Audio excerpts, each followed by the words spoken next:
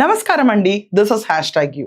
రోజా సెల్వమణి ప్రతిరోజు న్యూస్లో ఉంటుంది, కానీ ఈరోజు ఒక డిఫరెంట్ ఎపిక్ న్యూస్తో మీ ముందుకు వచ్చాను. రోజా ప్లాన్ బితో పొలిటికల్ మూవ్స్ వేస్తుందంట. మొన్న మనం చూసాము, డిఎంకే పార్టీకి సపోర్ట్ చేయడానికి రోజా వెళ్ళి క్యాంపెయిన్ చేసింది. క్యాంపెయిన్ ఒక్కటే చేయటం కాదు, అక్కడ పార్టీ వాళ్ళతో చాలా బాగుంటుంది. అండ్ తమిళనాడులో కొంతమందికి అరాకొరా కొంతమందికి రోజా హీరోయిన్గా తెలుసు చాలా మందికి. అండ్ వాళ్ళ హస్బెండ్ సెల్వమణి అక్కడ ఒక డైరెక్టరు, అండ్ అతనికి అక్కడ ఫిలిం ఫ్రెటర్నిటీలో చాలా మంది ఫ్రెండ్స్ కూడా ఉన్నారు. సో ఈ నేపథ్యంలో రోజా చెన్నైకి షిఫ్ట్ అయిపోతుందని చెప్పి చాలా ఊహాగానాలు వస్తున్నాయి. ఎందుచేతనంటే 2024 ఎన్నికల కంటే ముందు నగరిలో 2 వర్గాలుగా చీలిపోయి రోజాకి టికెట్ ఇవ్వకూడదని చెప్పి ఎదురు తిరిగారు. అయినప్పటికీ అప్పుడు 2 వర్గాల వారు అవనిండి, ఆ కూటమి ప్రభావం అవనిండి, ఏదేమైనా నగరిలో రోజా ఓడిపోయింది. రోజా అంటే ఫైర్ బ్రాండ్ అని చెప్పి అందరు చెప్తారు, బూతులు తిట్టడానికి తప్ప వీళ్ళందరినీ ఫైర్ బ్రాండ్ అంటే ఎవరు ఒప్పుకోరు.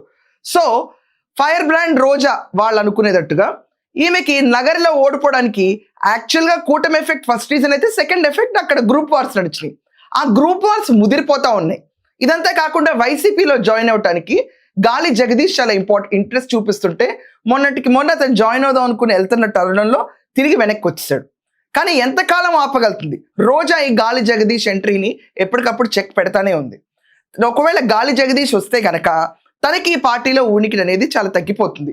అండ్ నగరిలో రోజాకి టికెట్ నెక్స్ట్ టైం 2029కి ఇవ్వటం కల్లా అని చెప్పి స్ట్రాంగ్ రూమర్స్ వినిపిస్తున్నాయి.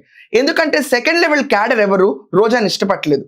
రోజాని రీప్లేస్ చేయాలి అని చెప్పి అక్కడ ఉన్న వాళ్ళందరూ ప్రెస్ మీట్ పెట్టి మరీ మాట్లాడుతున్నారు. రాష్ట్రం అంతటా వైసీపీ గెలిచిన నగర్లో రోజాను ఓడిస్తామని చెప్పి క్లియర్గా వాళ్ళు ప్రెస్ మీట్స్ పెట్టి వెల్లడించారు. అయినప్పటికి కూడా రోజా తన ఎఫర్ట్ తను పెడతానే ఉంది, జగన్కి సపోర్ట్గా ఉంటానే ఉంది. వైసీపీలో అరాకొర ఇష్యూస్కి వచ్చి మాట్లాడుతూ ఉంది. రీసెంట్గా భారతిరెడ్డిని తిట్టి వెళ్ళిపోయింది. దాని తర్వాత రోజా ఎక్కడ స్క్రీన్లో కనపడడం మానేసింది. మధ్యలో డిఎంకేకి వెళ్ళి తను she has extended support. So first వస్తున్న రూమర్ ఏంటంటే ప్లాన్ బి కింద రోజా చెన్నైకి షిఫ్ట్ అయిపోతుంది. అండ్ కాంగ్రెస్కి మద్దతుగా ఉన్న డిఎంకే పార్టీ వీటిలో యాక్టివ్గా ఉంటూ వైసీపీకి టాటా బై బై చెప్తుంది అనేది ఫస్ట్ రూమర్ వచ్చింది. సెకండ్ రూమర్ ఏంటంటే 2029 ఎన్నికలకి వైసీపీలోనే కంటిన్యూ అయితే రోజా సెల్వమణికి నగరి నుంచి మాత్రం టికెట్ ఇవ్వరు. దీనికి జగన్మోహన్ రెడ్డి నో అన్నాడని చెప్పి గట్టి రూమర్స్ వినిపిస్తున్నాయి. అందుచేతనే తను ఫుల్ ఎఫర్ట్ జగన్కి సపోర్ట్ చేయడానికి, భారతిరెడ్డిని హైలైట్ చేయడానికి, ఇంప్రెసివ్ స్కోర్స్ బోనస్ పాయింట్స్ కొట్టుకోవడానికి కోసం తను ఇలాంటి టాపిక్స్ రేస్ చేసి మాట్లాడుతుందని బయట రూమర్స్ ఉన్నాయి. ఒకవేళ తనకి నగరి టికెట్ ఇవ్వకపోతే నెక్స్ట్ ఆప్షన్ ఏంటంటే వీళ్ళు చెప్తున్న ప్లాన్ బిలో రాజ్యసభకు పంపించడం కానీ ఎమ్మెల్సీకి గెలిపించడం కానీ అంటాం. ఇది రెండు ఇంత తర్వాత నాకైతే మానసిక వేదన మొదలైంది. పెద్దల సభకు రోజానా? ఈ ప్లాన్ బి ఆప్షన్ ఇంటుంటే ఒక రకమైన అల్లకల్లో నాలోనే బదులైంది. రాష్ట్రంలో ప్రజలకు ఎందుకు మొదలవదు? అండ్ ఇంకా విచిత్రం ఏంటంటే ఈ రోజా సెల్వమణి అరెస్ట్ అన్నది అప్పుడు రాధాకృష్ణ గారి మీద వెదురు తిరిగినప్పుడు నెక్స్ట్ డే టాబ్లాయిడ్లో విజిలెన్స్ డిపార్ట్మెంట్ పెద్ద నివేదిక ఇచ్చింది.